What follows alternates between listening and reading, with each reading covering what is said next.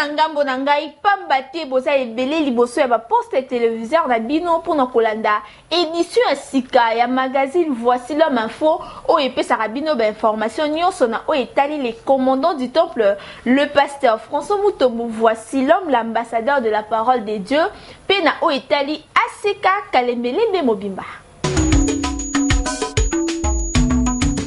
Fongola, voici l'homme info ya mokonelelo pour na koyebisa bino été mokolo ya dimanche 18 mars 2018 l'ambassadeur de la parole de Dieu, l'homme à la tunique de plusieurs couleurs, le pasteur François Mutombo. Voici l'homme à Kambaki louange et adoration ya kafu kafu. Bola nana commentaire ya Flamand Noir.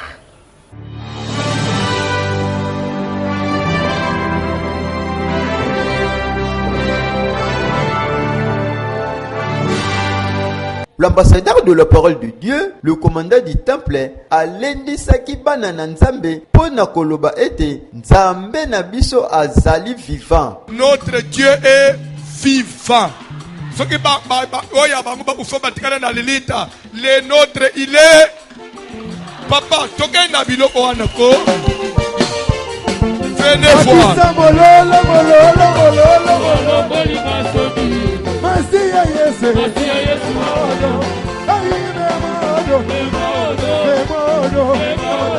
Boyende ezalaka particularité pe identité ya aseka kalembelembe pour louange ya kafu kafu oyo nde e renversaka ba hôtel ancestral ya ba famille na biso. Juste après louange, l'homme des dieux, le commandant du temple, le pasteur François Mutombo. Voici l'homme, l'ambassadeur de la parole des dieux, toujours en continuité à thème général sur le renversement des hôtels. Troisième module, à Beteki Mingi Mingi, c'était sur le tabernacle ancestral, Pambate et Karakabatu Ebele. Tout changyongo pour un commentaire. Oh, frère, mais j'ai dit que je n'ai pas de réponse.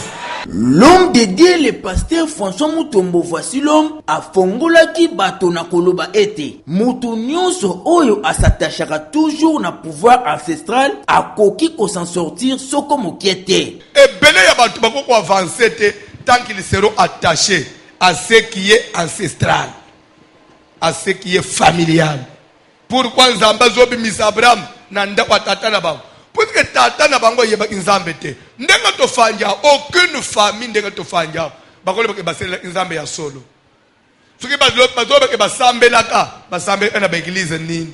Ya connaissance nini amuna Nzambe. Tosimba ete Nzambe azalaka Nzambe ya zuwa pe ya kanda pamba te soki tozali kaka kokangamana oyo ezali tabernacle ancestral tokopambola mate na yango papa mama ndeko mwasi to pe ndeko mobali yo mutu otikali kaka na kogumbamela ba hotel ancestral yaka na aseka kalembelembe koyoka mateya ya renversement des hôtels ancestral pe okokangolama. Totikala toujours mokolo ya dimanche 18 mars 2018 pendant que Sabino était l'homme de Dieu, le pasteur François Mutombo. Voici l'homme à Kambaki pe prière ya kafu kafu na ba sujet pour la nda ndengele kaki na commentaire ya Flamand Noir.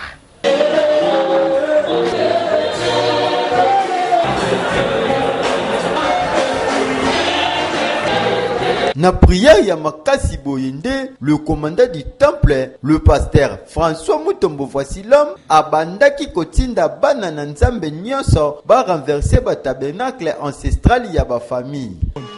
Ba jeune nyonso lelo, c'est vrai l'église toko tozo prôner batu ba bonga, batu mais to bonga na bunzambe. Ko bonga na précédé. To bonga na volonté ya Nzambe. Ndozo mona mutu simbi maji azubilo kwa maji aye ko se cacher l'église ndo aya prière assemblée na seka. Mais est-ce que as chrétien adana bilo on a se ce que pour me faire passer aux yeux de la famille comme si c'est un bon mais mbongo mo cacher ya mabe ko dala na biso awote biso to ndolo ko nzali kolo bino nyonso ba oyo bozali kokangama kaka na bilakeli mabe ya ba famille na bino boya mbangu na avenue Kalembelembe numéro 72 na commune ya Kinshasa na aseka Kalembelembe oyo ekambamaka na yemoko l'homme à la tunique de plusieurs couleurs, l'ambassadeur de la parole de Dieu, le commandant du temple, le pasteur François Mutombo. Voici l'homme. Comme d'habitude, le mercure du moment, l'homme à la tunique de plusieurs couleurs, le pasteur François Mutombo, voici l'homme accordé qui interview na Eskikonda. Voilà. Oui, je crois toute l'action à l'image, d'abord par l'adoration. On l'adore que les voix. Dans Matthieu chapitre 1, à partir du premier verset, il dit que les mages d'Orient, à Jérusalem, et pas Hérode, d'autres on a dit le roi, les juifs qui viennent de l'hôpital, on a vu sur l'étoile en Orient, et nous sommes venus pour l'adorer.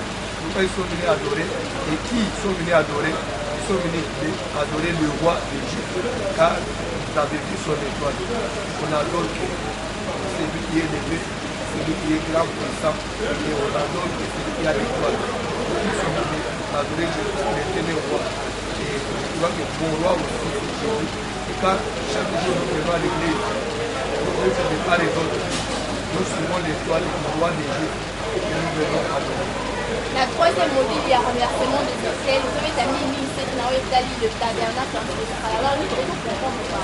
Qui dit tabernacle ancestral, pouvoir ancestral, la maison familiale, il y a quoi pour Unganda, coutume, nous parlons de pouvoir ancestral, nous y a la coutume, où il y a les soubasements, chez nous les banques coutume, siège là-haut, fondement de la société. Le premier hôtel, c'est l'hôtel de la société. Et les rebelles, comment la sorcellerie de conservation peut se transmettre, mode de transmission. On voit qu'il dans Matthieu chapitre 3, verset 13, comment Jésus il s'est fait baptiser par Jean-Baptiste. Nathan Bachie Namai transfère le pouvoir d'Israël. Vous y a beaucoup de gens qui sont Jésus. Les gens ont rituel, ils ont coutume Israël. Après la pratique, ils sont c'est le transfert de pouvoir de l'Église.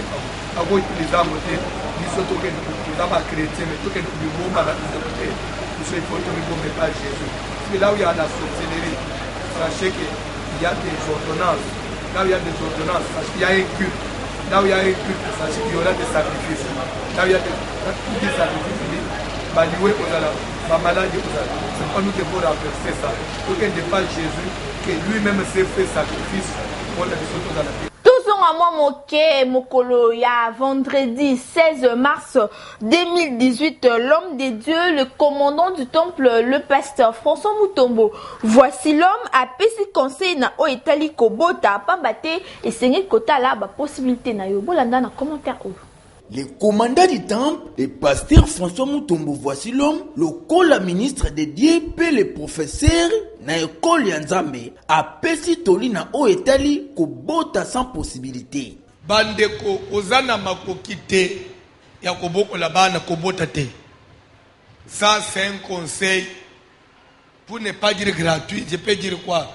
Vraiment un conseil catholique que je te donne, vraiment catholique. Ozana makoki te ya koboko la bana kobota te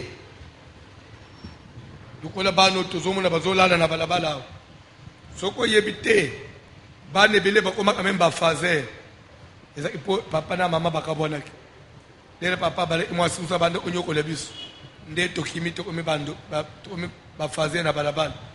Bino ba oyo bolingaka kobota boyebaki avant kobota il faut kozala na moyen ya kobota pe kozala na moyen ya kobokola bana pamba te éducation etambolaka na mbongo. Un bon chrétien esengeli a aidé ndeko oyo azangi ba détail na commentaire ya Flamand Noir. Soko tangi la Bible Pierre anani Pasteur François Mutombo, voici l'homme, tant qu'un motivateur de l'église, paye à batu nyonso, a beta qui c'était pour na koloba ete, pauvreté ezali et loko mabe. Pauvreté loko mabe. Pauvreté ça que muto te kama. Penzamba zo boya. Nous soko moni okomi pauvre, soit ndeko na yo, azokoma pauvre et que yo za pembenyo, za na makoki. Sala tout. Kulungula yena boloko wana. Pauvreté, c'est une prison.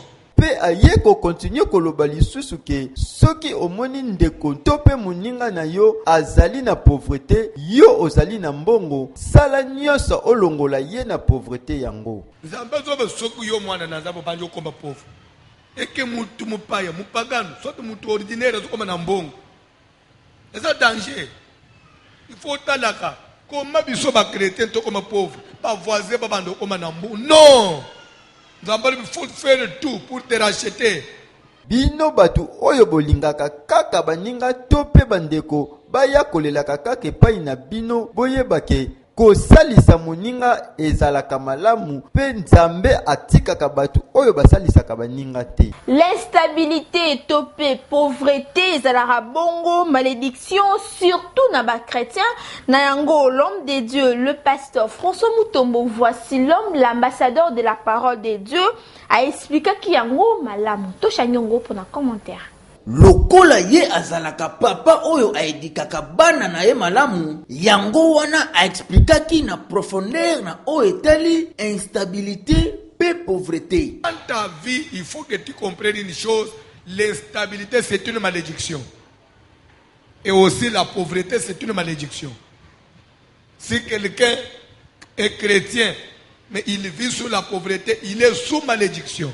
Na yango ekosengela na biso nyonso tokangama na nzambe ya pasteur François Mutombo voici l'homme po tozala balongi pe bariche. Pour clôturer le mois de mars en bonté, la CK Kalembelembe a organisé une journée dénommée La femme et l'entrepreneuriat. Et Salamaki Bongo Mokoloya le 17 mars 2018. Bolana Nengele Kaki. Aseka Kalembelembe et vibraki na rythme ya ba maman mokolo ya samedi 17 mars 2018. Bipai wapi, l'homme de Dieu, le pasteur François Mutombo, voici l'homme, l'ambassadeur de la parole de Dieu, akambaki ba maman nyonso sur le thème la femme et l'entrepreneuriat. Na mate ya na ye, alendisaki ba maman pambate monde pe etambolaka grâce ya effort ya ba maman. Ateyaki na ba maman nyonso na acte des apôtres chapitre 16, verset 13, atiraki yango na histoire ya Lydie, servante de Dieu. Balobaka que moi si atongaka mboka te, bakosi pambate, l'homme de Dieu, le pasteur François Mutombo, voici l'homme, atalisaki na ba mama nyonso ete, esengeli na mama azalandakisa po na moninga. Osimba ete, journée ya ba mama oyo esalemaki na ACK Kalembelembe sur le thème la femme et l'entrepreneuriat. Ezalaki na but ya komema ba mama nyonso na auto prise en charge. Nasuka, l'homme de Dieu azaraki te koloba liboso ya caméra ya Eskikonda. Objectif d'abord, je crois que nous l'avons atteint aujourd'hui, c'était de faire comprendre na moi-ci d'abord l'importance ya quand on dit moi de la femme, batobele bazo on a ndenge belé. Ozomona même ça comment il est pasteur avec chaque activité ya moi de la femme. Il soutient le mois de la femme. Non. C'est-à-dire que nous vivons quand même dans un monde où nous avons un corps physique. Où les gens ont mibeko, les gens ont la femme était marginalisée. Mais aujourd'hui, quand même, les droits internationaux, c'est vrai que va reconnaître quand même moi aussi, droit ce qu'elle peut faire sur le plan intellectuel, sur le plan même vraiment social et faire, c'est comme la juriste venait de dire, nous ne célébrons pas le mois de la femme ou soit la journée internationale de la femme, mais nous célébrons les droits reconnus par la communauté internationale à la femme. Mais vous voyez que même les témoignages et nos exposés d'aujourd'hui, tout le monde était dans les celle qui est encore à la maison, qui se minimise, à Poussana. À mon que moi aussi, au Salama Kamominene. Même dans la Bible, tu peux si tu as Lydie la marchande, dans ce qui est les femmes de distinction. Il faut pas comprendre que, exemple, dans la classe, tu ne sais pas là, classe où il y a tanga, à la base cité, les équipes où témoin se répondent à son point, il y a mon bel échoua. Les autres, ça va examen, même examen d'état, tu triches un peu la papier à moi cité. Alors c'est pour dire que moi, ça a peine à monter le mobile. Il y a encore des hommes qui ne croient pas à la femme. En tout cas, moi, je leur dirais que tout le monde a antiquité. Tout le monde a antiquité. Les dérapages ne manquent jamais. Ce n'est pas seulement les femmes entrepreneuses. Ils ont l'autre côté. On dirait comme raison. Donc ce que moi j'ai ling aux alamabe aux alamabe même maintenant bon be sambo il y a savez ezana bato bazalo lendo bazana mbongo te omoni pe muso azana mbongo azalo lendo omoni pe muso azana mbongo mais azalo lendo te alors c'est-à-dire que mabe était à niveau ya mutu te ba mama oyo bayaki pe mokolo yango bango pe bazalaki na esengo makasi bazangaki maloba te liboso ya caméra toujours ya Eski Konda.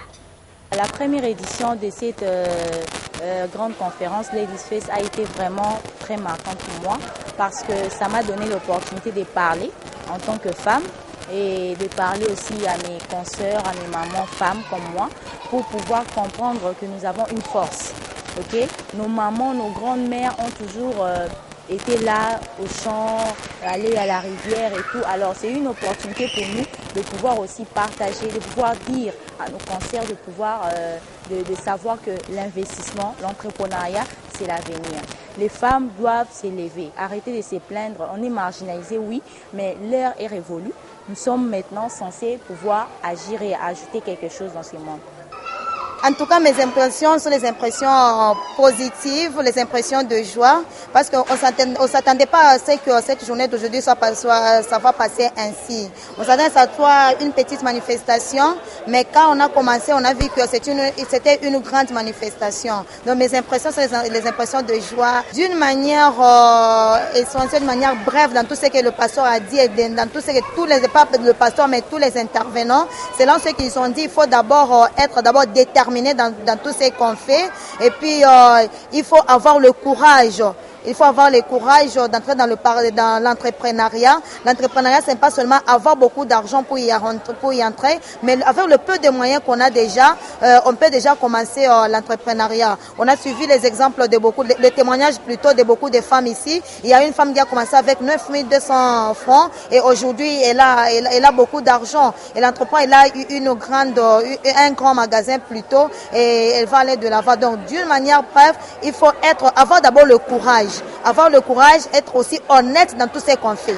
Tokomi la rubrique Obozela Mingi VH Opinion bipa iwapi to tiré yango na mokanda ya Matthieu chapitre 16 kobana na verset 13 tina 15 pambate moto nyonso lingaka ayeba nini balobaka pona ye na yango l'homme de Dieu, le mercure du moment, l'ambassadeur de la parole de Dieu, le pasteur François Mutombo. Voici l'homme à la tunique de plusieurs couleurs, yepel lingaka ayeba nini balobaka pona ye bolanda.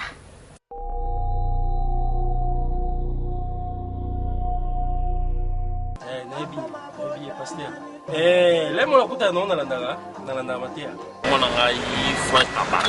Nayebi musanya pasteur François Mutombo. Un jour nazo la émission voici l'homme tango bimisika. C'était en 2006. Moi de ma nature je suis chrétien. Ceux qui n'ont pas dit la nazo ça fait bien radio. A tombé sur voici l'homme un jour en radio. Et puis il prêchait sur les songes avec l'enseignement sur les songes.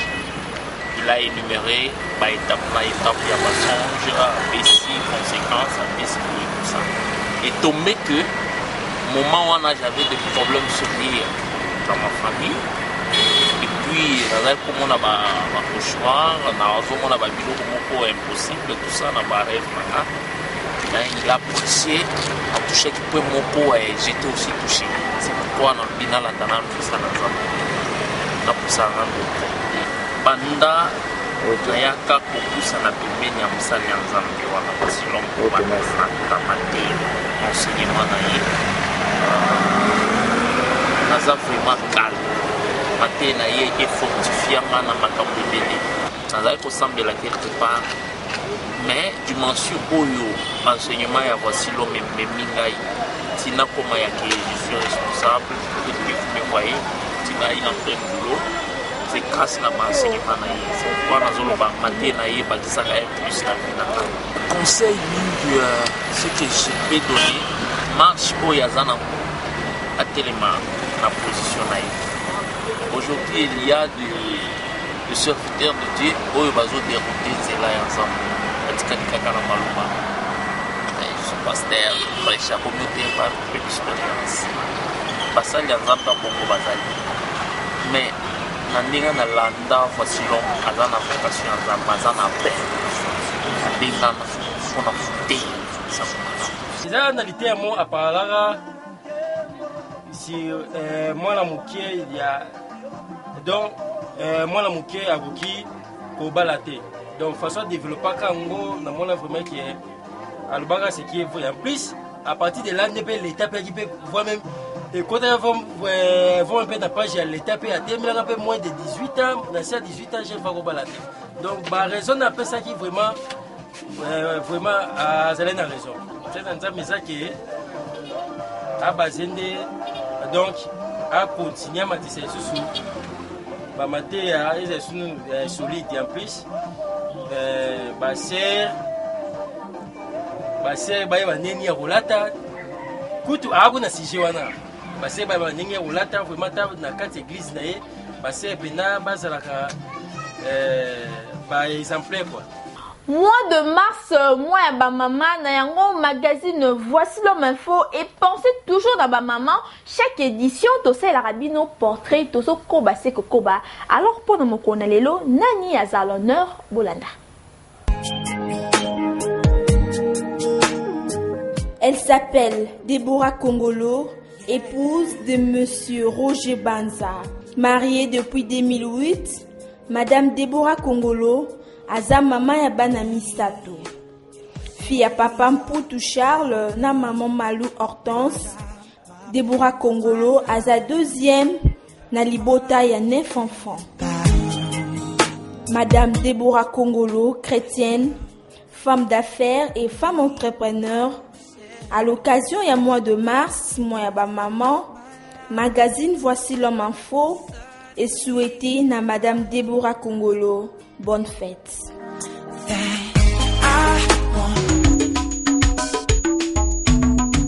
Yo polingi basela yo portrait pour na mois de mars oyo coïncité te contacter rédaction ya VH Info Kokita pour nous faire yo plaisir. Merci na bazala qui est belé liboso ba poste téléviseur na bino pour nous kolanda VH Info magazine o epesa rabino ba information nyonso na o etali les commandants du temple le pasteur François Mutombo. Voici l'homme l'ambassadeur de la parole de Dieu pena o etali ACK Kalemele Mobimba. Ce qui vous s'appelle qui n'édition mo konelo bo pesa merci na équipe Mobimba ya VH Info na mosala kitoko o baza ko sala na sima caméra tozalaki na Eski Konda édition esimamaki na Israël Maswaku technique na Titi Chimbalanga réalisation na Tosha Ngyongo pe supervision na Papa Likonzi coordination na Papa Israël 12 Tchaba salutations spéciales na Dieu merci Tchaba ngana bino tokutani mbala sima na même plaisir même chaîne botika malamu Nzambe azala na bino.